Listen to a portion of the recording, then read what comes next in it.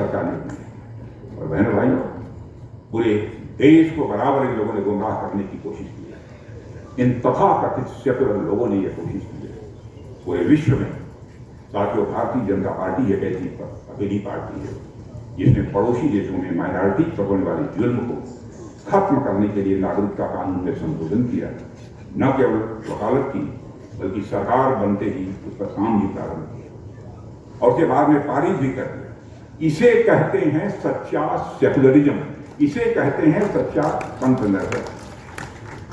मैं सेकुलरिज्म के नकली पैरोकारों से मैं पूछना चाहता हूं कि जब साल 1976 में आपातकाल के दौरान संविधान के 42वें संशोधन के माध्यम से सेकुलर शब्द जोड़ा गया, तो क्यों इन शब्दों को जम्मू और कश्मीर के संविधान में नहीं जोड़ा? क्या जम्मू एवं कश्मीर को सेकुलर नहीं होना चाहिए? तो उसमें नहीं जोड़ा, जहां पर कश्मीरी पंडितों को मजहब के आधार पर टारगेट किया जा रहा है। और साथियों, हमने भारतीय संविधान की धारा 370 को समाप्त किया है और तब जाकर जम्मू कश्मीर में वास्तव में जम्मू कश्मीर यह सेकुलर होता है। साथियों, भारतीय संविधान का एक लिविंग डॉक्यूमेंट, जीवंत डॉक्यूमेंट है। भारतीय संविधान एक हमारा जीवन, एक दस्तावेज है। उस पर स्वस्थ तरीके से बहस का चलना लोकतंत्र की ताकत की निशानी है।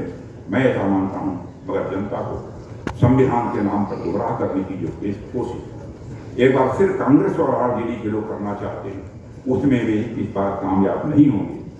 और इस देश में सेकुलरिज्म को सबसे अधिक खतरा भी किसी से है, इन छद्म सेकुलर वादियों से है। मेरे बहनों भाइयों, इसके प्रति भी हम सबको सजग रहना चाहिए। साथियों, इस बार लोकसभा चुनाव में हमारे देश के सामने सेकुलर सिविल कोड को लागू करने का संकल्प किया। भाजपा के संकल्प पत्र के निर्माण समिति का भी मैं अध्यक्ष रहा। दोनों, मैं तो यही कहूंगा कि मोदी जी जो कहते हैं वही करते हैं। जो कहा है अक्षरशः पूरा किया है। और साथियों, यह काम भी वो जरूर करेंगे जो लोग भी सेकुलरिज्म को सही मायने में मानते हैं। उन्हें सेकुलर सिविल कोड के निर्माण में अपना समर्थन देना चाहिए, यह भी मैं अपील करना चाहता हूं। साथियों, गांधी जी ने किसी भी कार्य को करने का एक जंतर दिया।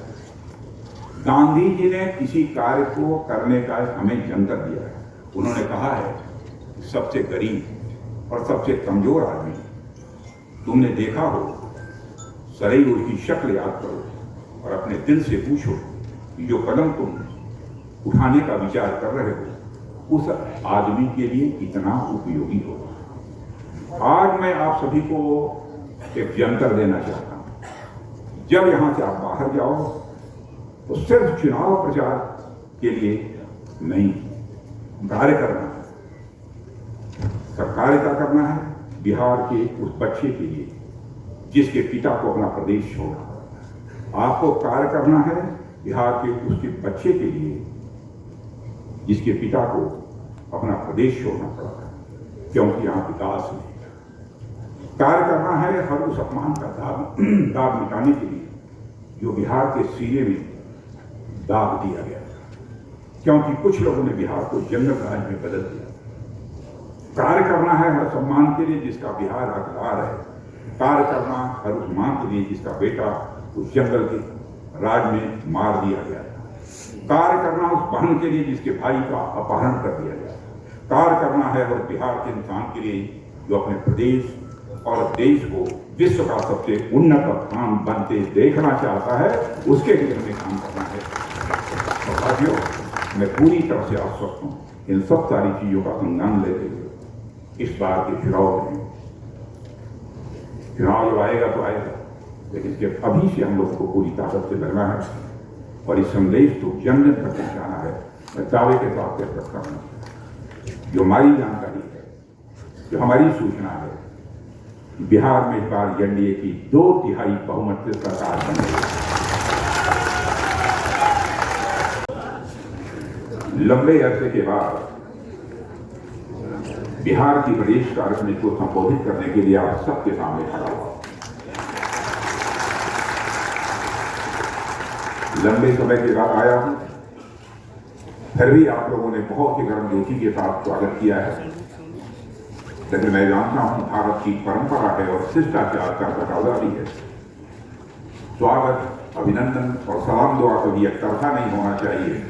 इसलिए मैं भी अपनी तरफ से शीश झुकाकर आप सभी बहनों भाइयों का हार्दिक अभिनंदन करता हूं। आपका स्वागत करता हूं।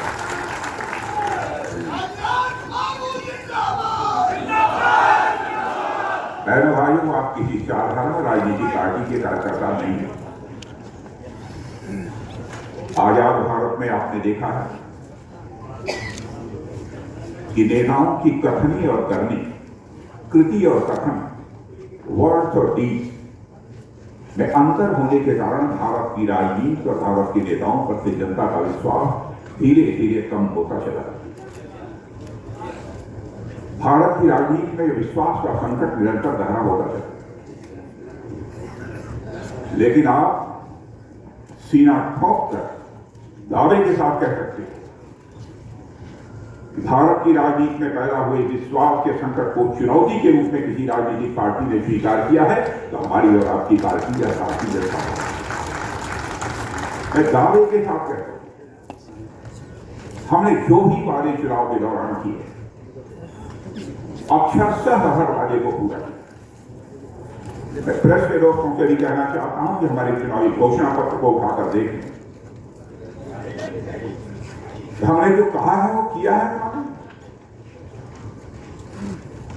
लेकिन ये तीसरा कार्यकाल हमारे प्रधानमंत्री मोदी जी का जो है उसमें भी 4 साल शेष है। इस बात का भी ध्यान रखा जाना चाहिए। इसलिए बहनों भाइयों, ये हम सबका सौभाग्य है। लोकतंत्र में भी किसी राजनीतिक पार्टी के कार्यकर्ता के रूप में हमें काम करने का अवसर मिला है तो हिंदुस्तान की नहीं, मैं कह सकता हूं कि दुनिया की सबसे विश्वसनीय राजनीतिक पार्टी है, सबसे क्रेडिबल राजनीतिक पार्टी है। मेरे बहनों भाइयों, बिहार की धरती पर आने के कुछ दिन पहले मुझे Shanghai cooperation organisation defence ministers की बैठक में भाग लेने का अवसर प्राप्त हुआ था। वहां जो कुछ भी हुआ उसको मीडिया के माध्यम से आप सबको जानकारी निश्चित रूप से होगी। जो बात बहुत कम लोग जानते हैं कि बैठक के दौरान वहां जो मेरे साथियों बैकड्रॉप लगाया गया था उसमें इस बार नालंदा विश्वविद्यालय को सम्मिलित कराया गया था, क्योंकि भारत और चीन के बीच का जो सांस्कृतिक सेतु है वह यदि देश की कोई धरती है तो बिहार की धरती है। इतना ही नहीं, चीन के साथ जो बाइलेटरल मीटिंग यानी द्विपक्षीय बातचीत हुई उसके बाद जो गिफ्ट एक्सचेंज हुआ उसमें मैंने चीन के रक्षा मंत्री को एक मधुबनी की पेंटिंग भी भेंट की जिसका नाम है ट्री ऑफ लाइफ। उसका भी बिहार की धरती से नाता जुड़ा हुआ है। ट्री ऑफ लाइफ बिहार ही नहीं बल्कि भारत की जीवनदायिनी शक्ति है, भारत की वह आध्यात्मिक ऊर्जा है और वह ज्ञान शक्ति का प्रतीक है। जब मैं पटना रहा था तो ट्री ऑफ लाइफ के बारे में मैं सोचा और जब मैं आप लोगों के बीच में दोस्तों यहां पर मौजूद हूं तो मुझे साफ दिख रहा है कि हमारी भारतीय जनता पार्टी का जो यह संगठन है वह भी एक तरह का वृक्ष ही है जिसकी जड़ों को मजबूत करने का काम हमारे परिश्रमी और दृढ़ इच्छा शक्ति के धनी कार्यकर्ता ही करते हैं। भाजपा में हर कोई कार्यकर्ता भाव से ही काम करता है, चाहे वह किसी भी पद पर क्यों न बैठा। यही हमारी पार्टी की मजबूती का आधार है और साथियों जिसका यह परिणाम यह हुआ है कि भारतीय जनता पार्टी पूरी दुनिया की सबसे बड़ी राजनीतिक पार्टी आज बन चुकी है। साथियों, आज जब हम पटना में बिहार प्रदेश भारतीय जनता पार्टी की कार्य समिति की बैठक के लिए यहां पर एकत्रित हुए हैं, पटना के बारे में एक जगह ऐसा लिखा गया है, यह पटना नगर पृथ्वी का तिलक तथा विद्वानों की निवास स्थली है जिसे भगवान विश्वकर्मा ने भगवान ब्रह्मा को अपना कौशल दिखाने के लिए बनाया था। यह है आपकी और हमारी यह पटना नगरी। पटना की पावन धरती विचार, ज्ञान और जन क्रांति की भूमि है। यह वही पाटलिपुत्र है जहां सम्राट अशोक ने शांति और धम्म का संदेश पूरी दुनिया तक पहुंचाया था। यही वह भूमि है जहां चाणक्य ने राजनीति और राष्ट्रनीति के शाश्वत सिद्धांत रचे थे और जहां आर्यभट्ट ने खगोल और गणित के क्षेत्र में भारत को विश्व गुरु बनाने का काम किया था। इसलिए भूमि केवल इतिहास की ही नहीं, भविष्य के भी निर्माता है। ऐसी महान धरती है हमारे बिहार राज्य की। मेरे साथियों, बिहार की कमान इस समय डॉक्टर दिलीप जायसवाल जी के हाथों में है। उनकी अध्यक्षता में प्रदेश कांग्रेस की बैठक हो रही है और मैं जानता हूं उन्होंने बराबर कार्यकर्ता के भाव से काम किया है। और एक बात जो यहां मैं जोड़ना चाहता हूं ये यह है, यहां मौजूद आप सभी कार्यकर्ता सामान्य कार्यकर्ता नहीं है, आप स्वर्णिम बिहार के निर्माता हैं। आप सिर्फ पार्टी के सदस्य मात्र नहीं हैं, आप हमारी विचारधारा के योद्धा हैं। ऐसी नीतियां बनाना जिसमें हर वर्ग का विकास हो, समाज का कोई वर्ग ऐसा शेष नहीं बचा है। मेरे बहनों, साथियों, बिहार की प्रगति से ही देश की प्रगति होगी। हमारी सरकार ने वर्ष 2047 तक भारत को विकसित राष्ट्र बनाने का संकल्प लिया है। मेरा विश्वास है कि विकसित भारत का मार्ग प्रशस्त यदि होगा तो विकसित बिहार से ही वह मार्ग प्रशस्त होगा। और साथियों, प्रधानमंत्री जी के मार्गदर्शन और मजबूत नेतृत्व में तथा हमारे बिहार के मुख्यमंत्री श्री नीतीश कुमार जी के कुशल नेतृत्व में हम सभी को विकसित भारत और विकसित बिहार के संकल्प की सिद्धि को प्राप्त करना है। इसके लिए पूरी ताकत हम लोगों को लगानी पड़ेगी। हमें लोगों को यकीन दिलाना है कि कोई पार्टी बिहार को उसके गौरवपूर्ण इतिहास की तरफ गौरवमयी उज्जवल भविष्य दे सकती है। वह केवल और केवल पार्टी भारतीय जनता पार्टी है। केवल और केवल गठबंधन यदि कोई है तो एनडीए है।